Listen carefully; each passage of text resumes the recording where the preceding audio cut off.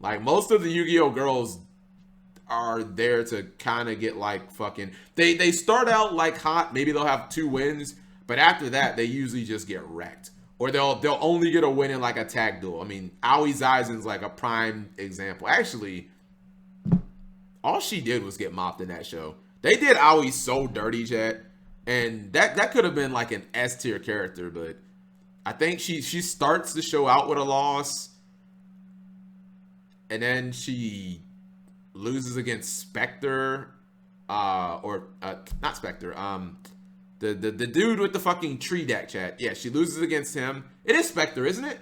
I'm pretty sure it's Spectre. Yeah, she loses against him, and she loses against Soulburner. All she does is lose.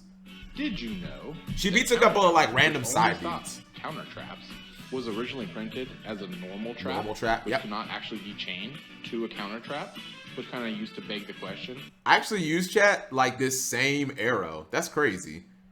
I use red, yellow, white, and pink. I don't use blue because blue's kind of a weird color for an arrow. I like to use bright colors that stand out, but I use this same exact arrow. How exactly does this card? Akiza has lost, but she wins more than loses. That's the point. Well, that's gonna do it for this episode. Remember to let me know you're crazy funny. Yo, chat, this video was this video amazing or what? Like, I kind of want to watch a couple more. Red arrow better. I use yellow as well. I use yellow too. Dylan went on a rant on how badly they treated Aoi. I mean, they did What's ruin up, her YouTube? character. This is Galactic God, and welcome to the. I was asking if it was, still true. That video came out. Yeah, like, so if you look at the other lead characters, like the other lead females or important female, I mean, again, you might find one girl who duels one time and just gets a win, but like the little girl who dueled with the dog against Kathy and Zexel. But if you're talking about like the main girls, not even main girls, like even side characters, yeah. Aoi, Yuzu, I think she lost most of her tournament duels. Like, oh yeah. She had the motorcycle accident and in season 2. Serena, she had a pretty good winning percentage. But then they started making that when they made her start going like evil, chat. Then she started dueling against like the main boys, and then like she wasn't gonna beat Yulia, so.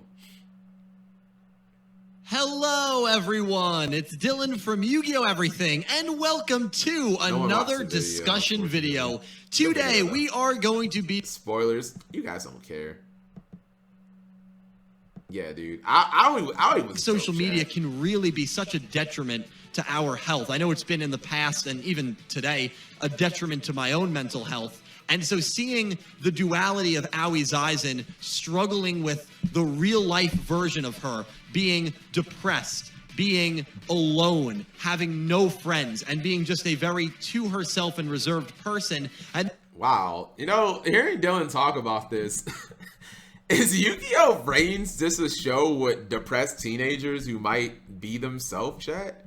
I just realized that everyone in Yu-Gi-Oh! Vrains is like, holy shit, every character in this show is like mentally fucked up, chat. Like, and I mean literally, like, obviously Yasaku was like experimented on as a kid, and he is, if you guys never seen the show, he is all types of like, he's all types of fucked up. Which, by the way, Dylan has a video where he goes on a theory that that Yasaku is autistic, which the theory checks out, chat. I think he actually is autistic. But anyways, like Aoi's messed up. she's like depressed.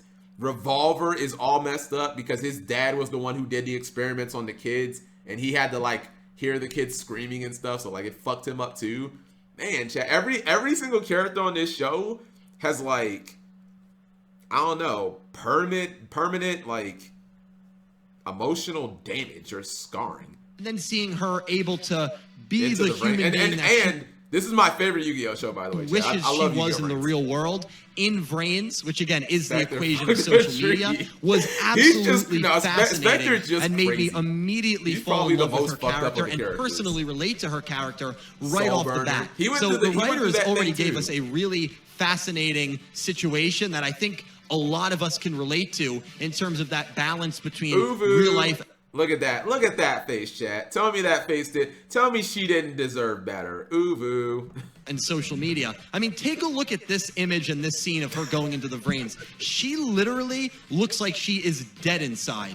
I mean, really, this is actually one of the more creepy scenes. It's one of the scenes.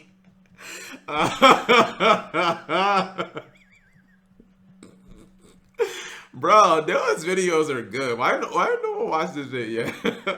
I really remember from early Vrains because I was like, oh my God, she does not look good. She looks horrible. Is Yu-Gi-Oh! Vrains a metaphor for social media, chat? Or is it a metaphor for like how too much internet can actually like fuck your life up? I guess I never thought about that.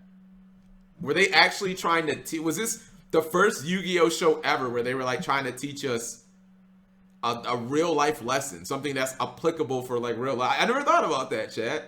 That's Toxic Fable. Holy shit, Yu-Gi-Oh! Vrains really is the best show. It really is the best Yu-Gi-Oh! Series, chat. It's the only one that tries to teach you the dangers of like overusing or an over-reliance on the internet and social personas. Wow. She goes into the Vrains, she's all of a sudden I think, yeah, we did all learn something where everyone today. Loves her, where everyone wants to be her friend. She's and then only in the real happy world, online. She has nobody. She doesn't even have her brother early on in the show. Wow, chat. Look at her.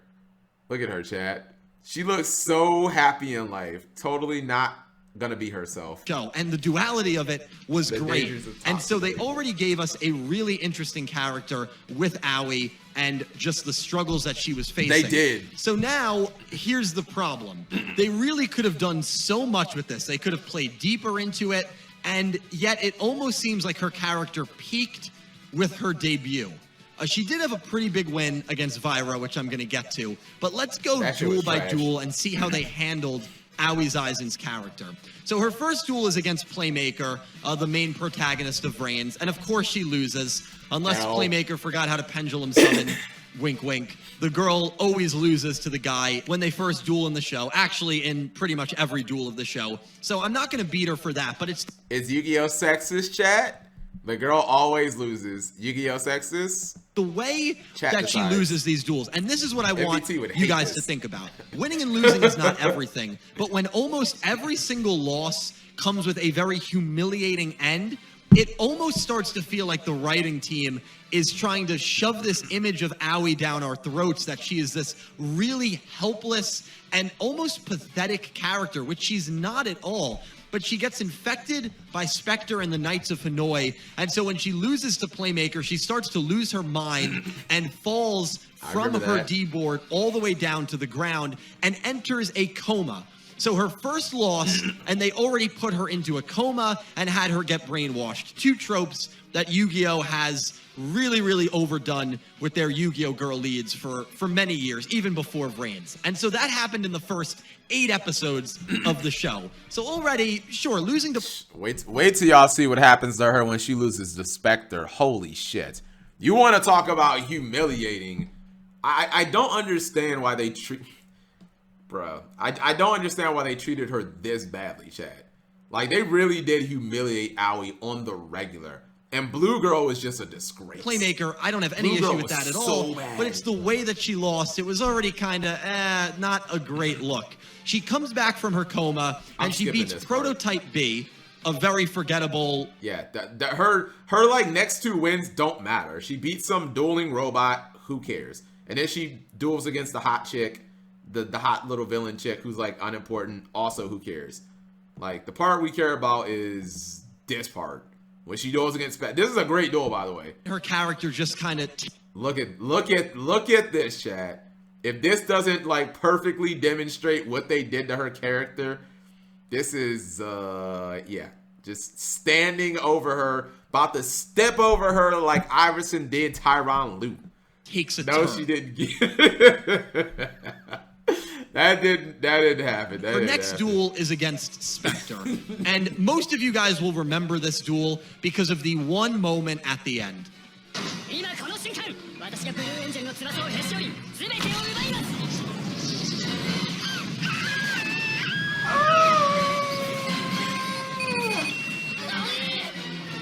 Oh! I put that in one of my videos because it's just so horrifyingly rememberable.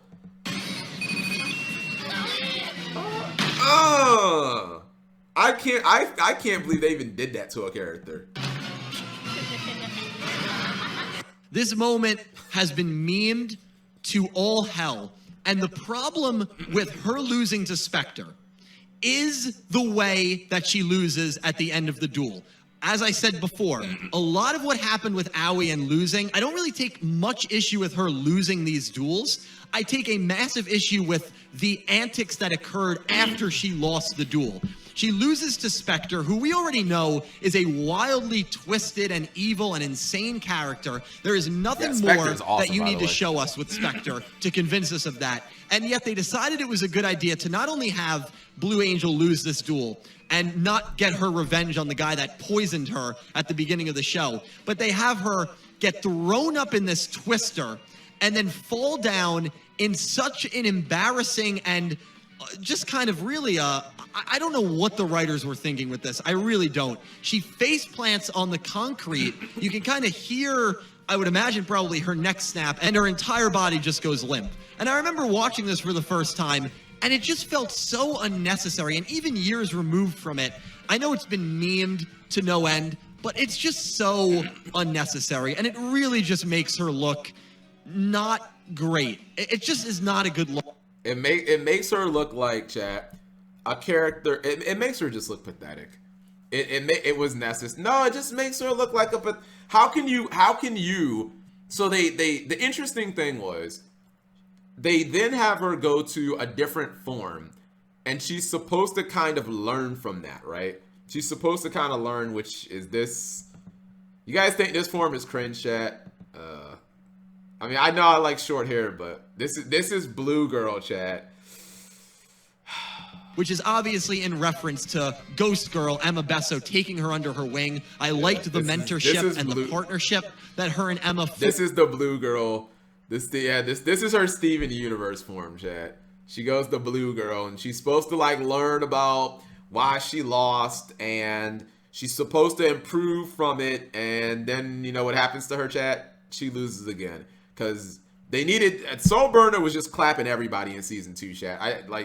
Until the finale, he was basically beating everyone. That takes place in the early stages of the second season. Yeah, she went full. Which also always rubbed me the wrong way. Like they just didn't even have time to flesh this out as a 2-part duel. And Aoi Zaizen really duels well. I really do believe that she outduels Soul Burner in this duel, but Soul Burner has a great final turn, uses Fusion of Fire, which is kind of like a pseudo super. He actually he uses the Fusion of Fire OTK with Violet Chimera, which was pog because people did that in real life, and then this is how she was called. She almost gets redemption, chat, because she goes from looking like this, her Steven Universe form, to this. Wait Maiden, which I love Blue Maiden's look. Ooh. I would say all 3 of the blue versions of Aoi, very aesthetically pleasing. There's really none that I disliked. I probably like Blue Maiden the most, then Blue Angel. Everybody does. Come on. Everyone's favorite form is Blue Maiden. Like Angel and then Blue Girl. But the Blue Maiden transformation, which was, I guess, supposed to be her coming out of Emma's shadow, just made no sense because it felt so unearned. She teamed up with Aqua, she teamed up with the Water Ignis, but she did not have a single win as Blue Girl. In fact, for almost 30 episodes, she didn't even have a duel as Blue Girl or as Blue Maiden when she made that. Because Blue Girl was such a flop. I really think she only dueled once. I think her only duel, chat, as Blue Girl was this duel versus Soul Burner. They killed Blue Girl off so quick. I think I don't know, maybe it just didn't test well with the fans, but like her second form was so trash. They like got rid of it. It was only one duel.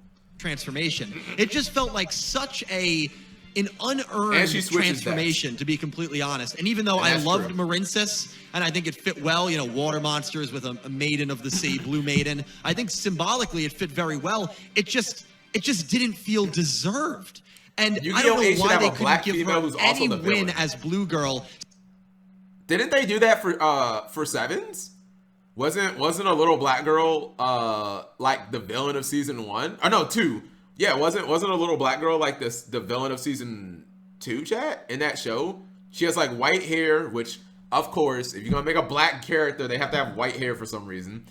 Choco, is that her name? Asana? I mean, she has to be somewhat black.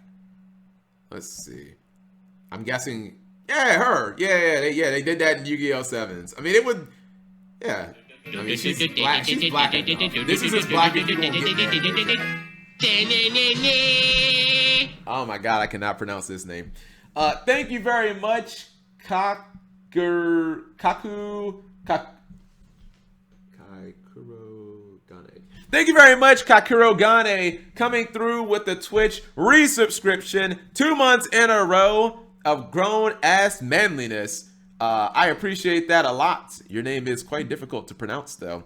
Yeah, chat. In anime, this is like, at least in Yu-Gi-Oh!, this is black as you gonna get. You know what I mean? Or like the girl who plays Gym Knights in Arc V. Like, yeah, this is purple eyes, white hair. Like, this is still as black as you pretty much gonna get, chat. So, you know, as black people, this is all we can like ask for, all we can hope for. Thanks for sharing that video, Dylan. I'm sorry. Thank you for sharing that video, Dark Emperor. I don't know why I said Dylan.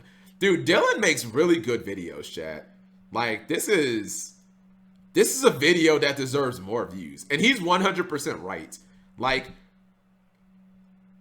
they generally treat the girls like trash in the anime, chat. You guys remember how a prime example would be like Yu-Gi-Oh! 5Ds?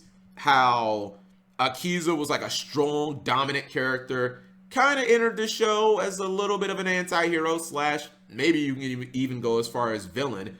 But what did they do after Dark Signers, chat? They had her get into a motorcycle accident so that Crow could get all her duels. There you go. We gotta knock the girl out so that Crow can get more screen time. You know what I mean? Like, I don't know. That don't really happen to the guys. You know, that's all I'm saying. Not trying to get woke on you guys, but